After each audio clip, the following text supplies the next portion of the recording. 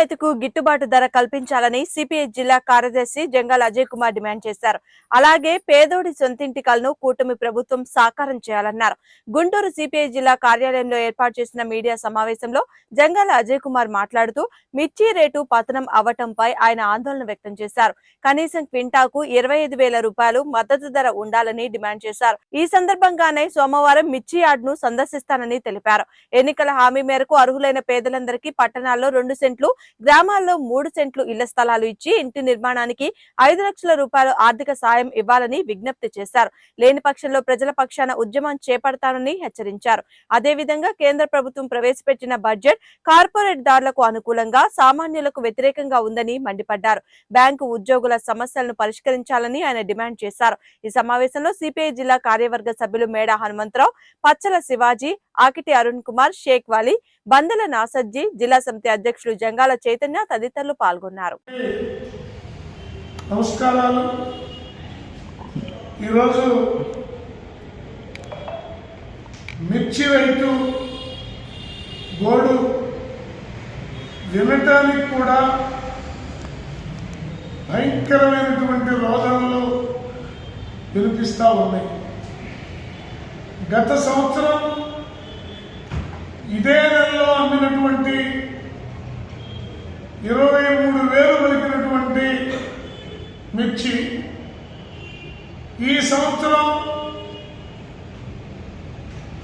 మిర్చి 1,300 లోపు మాత్రమే పలుకుతూ ఉంది. 13,000 లోపు మాత్రమే పలుకుతూ ఉంది.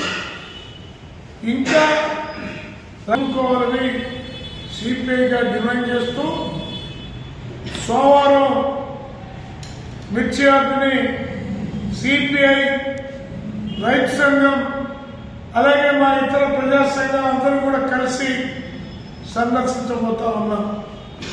ఆ తర్వాత రైతులు ఆదుకోవడానికి భవిష్యత్ కార్యాచరణ కూడా ప్రకటిస్తామని తెలియజేస్తా ఉన్నాం. అలాగే గత ప్రభుత్వంలో పట్టణాల్లో సెంటు,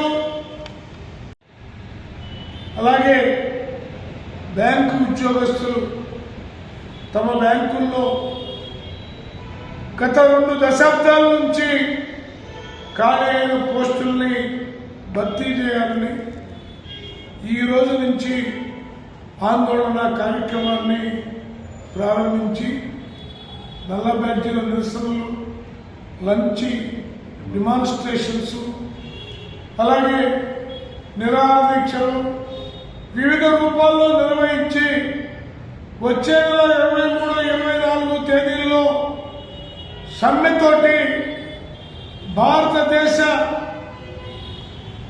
ప్రభుత్వానికి బ్యాంకింగ్ రంగంలో ఉద్యోగుల యొక్క విప్లవకర ఆందోళన యొక్క పోరాట పటిమని చూపించబోతున్నారు. దానికి సిపిఐ పూర్తిగా మద్దతును ప్రకటిస్తుందని ఈ సందర్భంగా తెలియజేస్తూ ఉన్నారు.